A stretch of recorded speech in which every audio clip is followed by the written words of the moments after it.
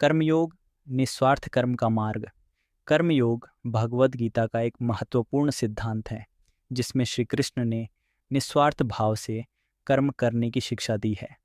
यह मार्ग हमें बताता है कि बिना किसी स्वार्थ और फल की चिंता किए अपने कर्तव्य का पालन करना ही सच्ची भक्ति और मोक्ष का मार्ग है। कर्मयोग के मुख्य सिद्धांत एक, केवल कर्म करने का अधिकार है, फल की चिंता मत करो। कर्मण्येवाधिकारस्ते मां फलेषु कदाचन। हमें अपने कर्म करने का अधिकार है, लेकिन उसके परिणाम पर हमारा अधिकार नहीं है। 2, फल की आसक्ति त्यागो। योग कर्म सुकौशलम।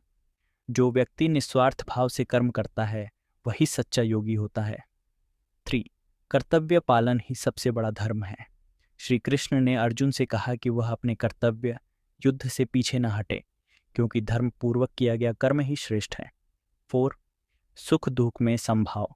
सिद्ध सिद्ध्यो समो भूत्वा समत्वम योग उच्यते। गीता 2:44।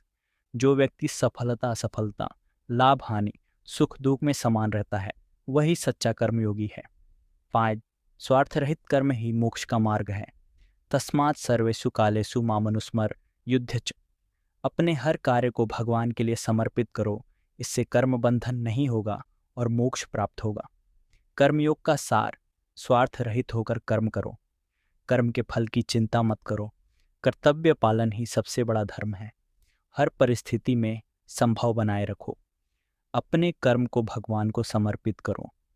कर्मयोग का जीवन में महत्व। कर्मयोग केवल युद्ध भूमि तक सीमित नहीं है, बल्कि यह हमारे दैनिक जीवन में भी लागू होता है। यदि हम बिना स्वार्थ और फल की चिंता किए मेहनत करते हैं तो न केवल सफलता मिलेगी, बल्कि आंतरिक शांति और ईश्वर की कृपा भी प्राप्त होगी।